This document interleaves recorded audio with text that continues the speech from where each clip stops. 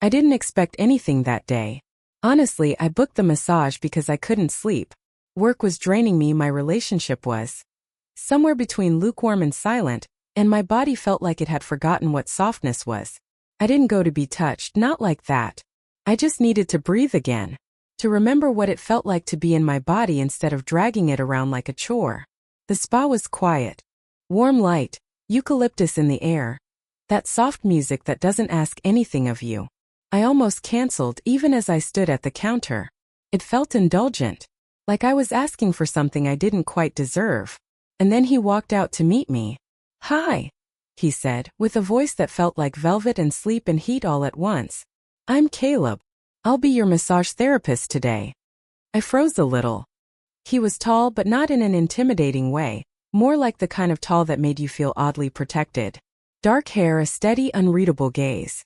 Not flirty. Not cold. Just present. The kind of presence that makes you feel seen before you've even said a word. I followed him down the hallway, my heartbeat louder than the music. There was nothing inappropriate about it. He was perfectly professional. But there was something in the air, not between us yet but around us. Like the walls remember something I didn't know. He left the room while I undressed. "Just my top," he said gently. "Whatever makes you comfortable." I laid on the table, face down, heart racing. The sheet felt like whisper-thin clouds against my back. Then his hands touched me. Slow, warm, intentional. And I swear, my body exhaled. Not just from the pressure, though he knew exactly where to press, how to move, how to wake up parts of me I'd let go numb. It was the way he touched, like he was listening. Like every muscle told him a story, and he cared about every word. I wasn't aroused, not exactly. It wasn't lust. It was recognition. Like someone had finally turned the lights back on inside me. And then, just as his fingers traced the base of my neck, I let out a soft, involuntary sound, barely audible. But he paused. Only for a second. And in that second something changed. Something I couldn't name yet. But it had already begun.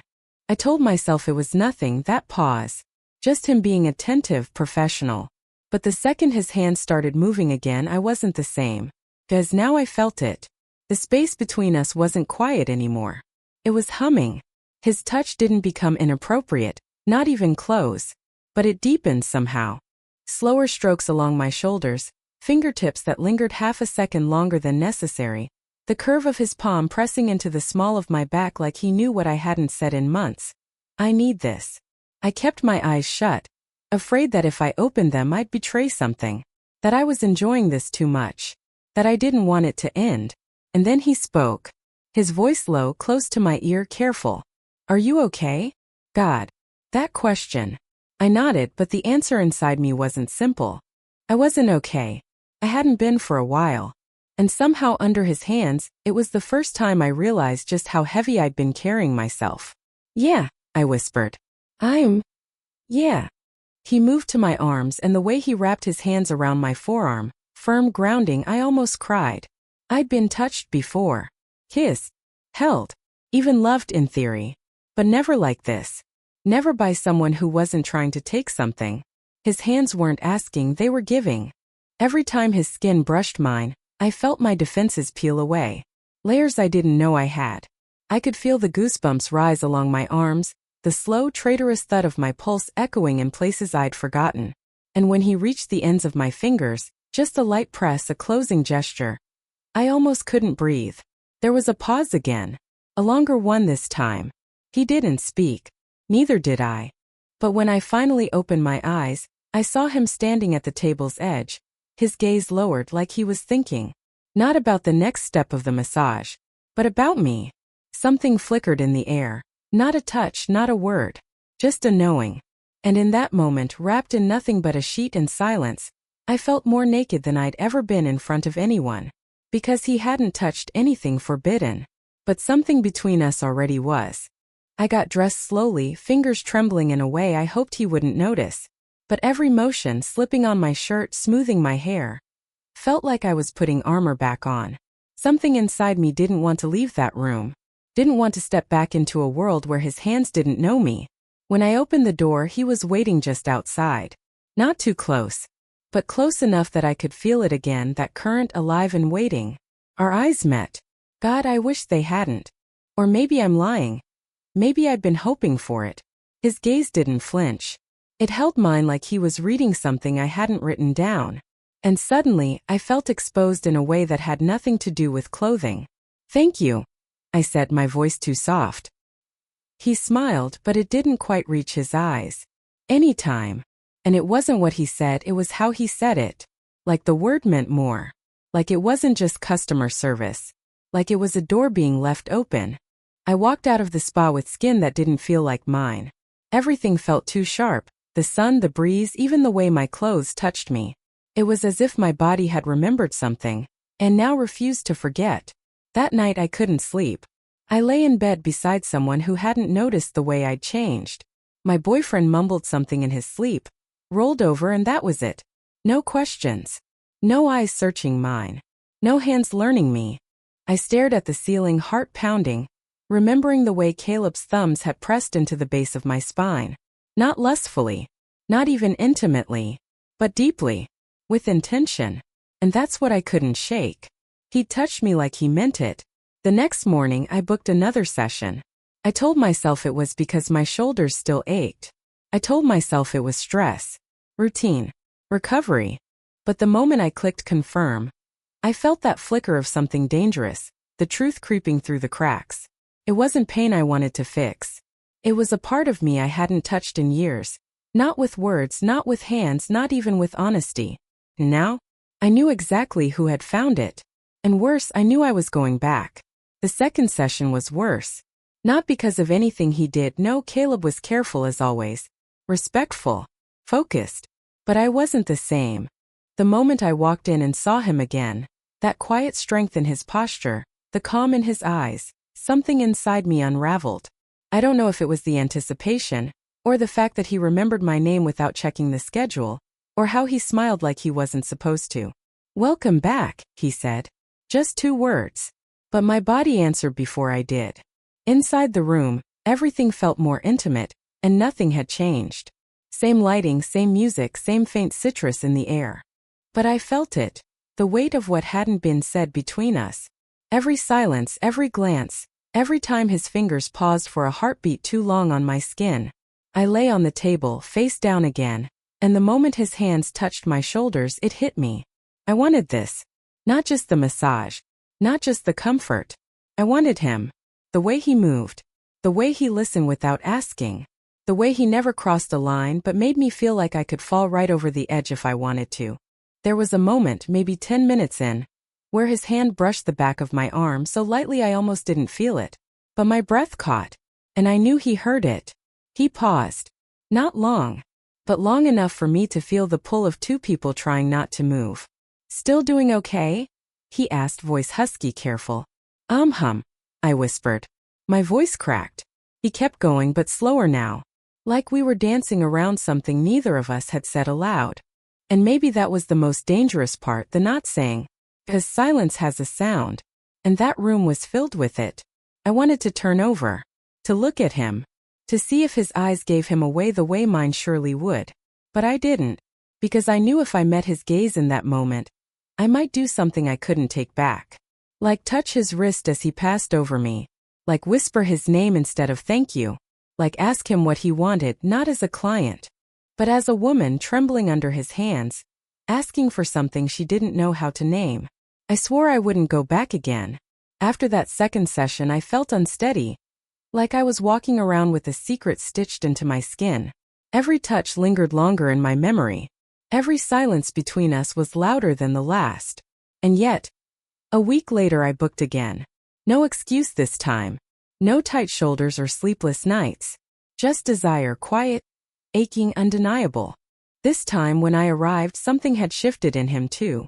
Caleb greeted me the same way. But his smile faltered for half a second. Like he knew. Like he felt it too. Neither of us said it.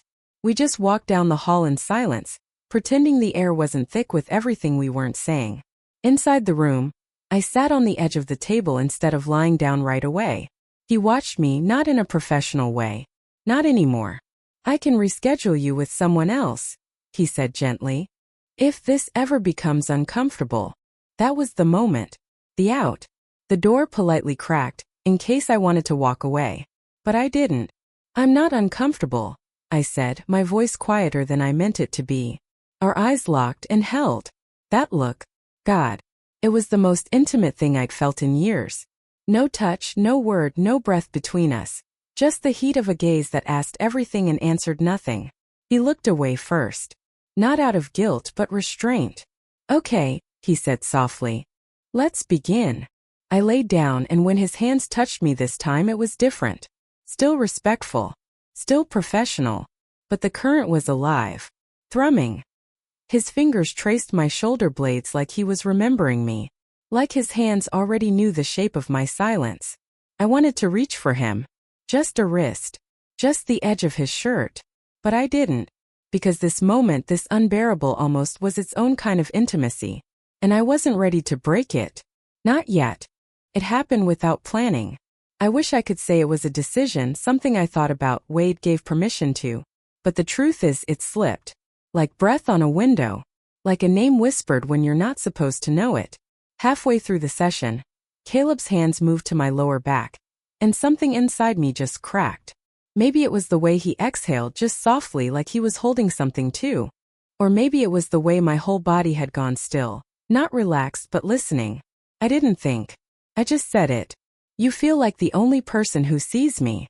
The words floated out like a confession I hadn't rehearsed. And once they were there, I couldn't take them back. He froze. His hand stayed on me, light, unmoving, but the silence was deafening.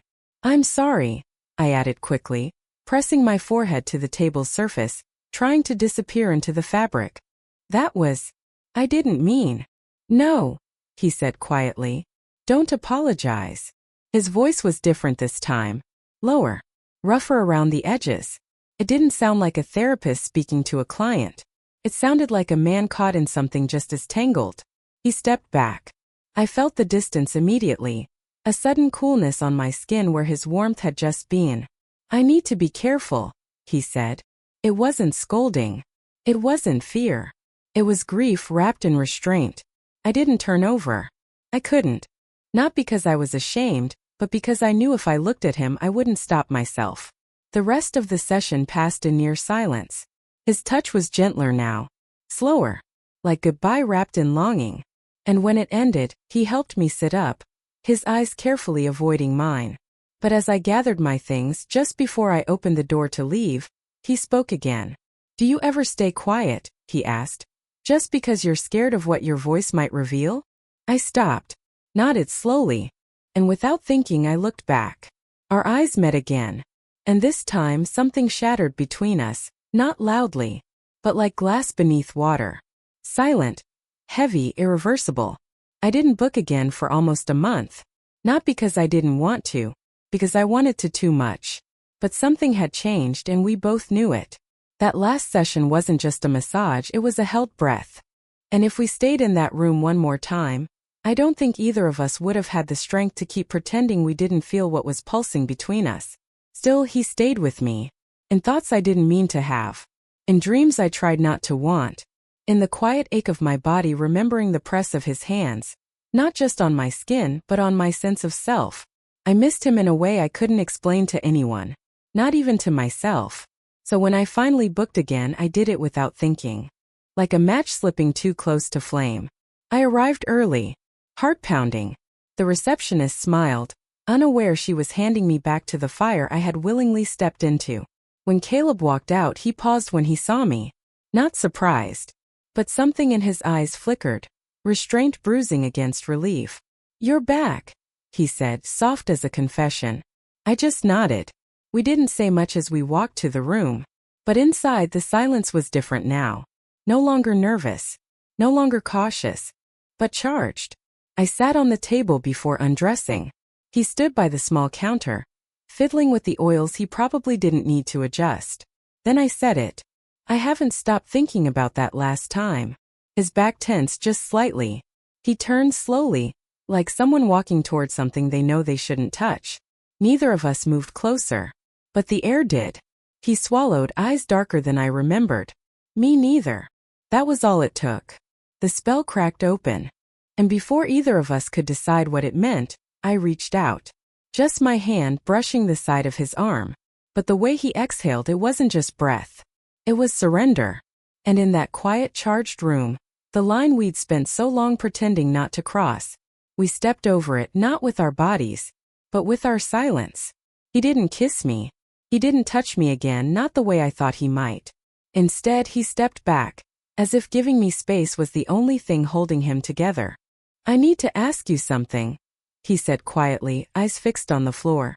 "And I don't know if it's selfish." I nodded, pulse in my throat. "Did you come here today, hoping I'd cross the line?" There it was. No metaphor. No safe phrasing. Just the raw, unguarded truth of two people standing at the edge of something neither could name out loud until now. I could have lied. Told him no. Told myself it was just tension, confusion, misplaced loneliness. But I didn't. I looked at him, really looked, and felt every locked door inside me swing open like they'd been waiting for this moment. "I came here," I said, "because I don't remember the last time someone made me feel like me. And I think I wanted to know if that was just you being kind. Or something else." His jaw tensed. His hands clenched, then released. And then finally he walked toward me. Not rushed. Not reckless.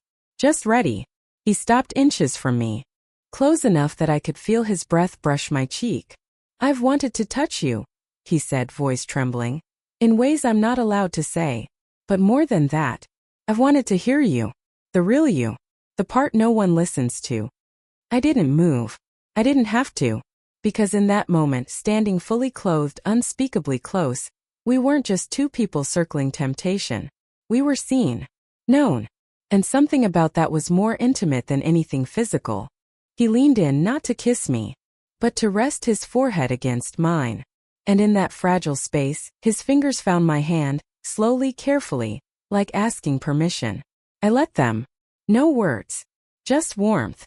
Just the kind of touch that speaks when everything else would be too much. We stood like that for what felt like forever. And when I finally left that room, I knew something had changed, not just between us, but inside me. I hadn't just been touched. I'd been remembered. Like a truth that had waited too long to be spoken.